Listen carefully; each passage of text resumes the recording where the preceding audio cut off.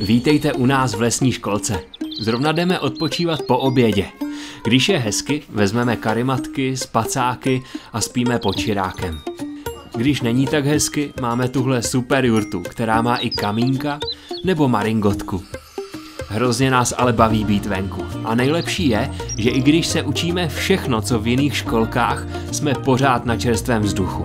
Pěstujeme si vlastní jahody a rajčata, hrajeme si v domku na stromě nebo u ohniště, nebo blbneme s naším maskotem Karlem.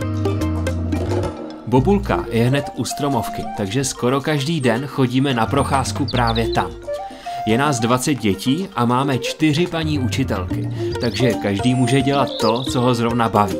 Ať už je to kroužek plavání, nebo třeba zkoumání peříčka.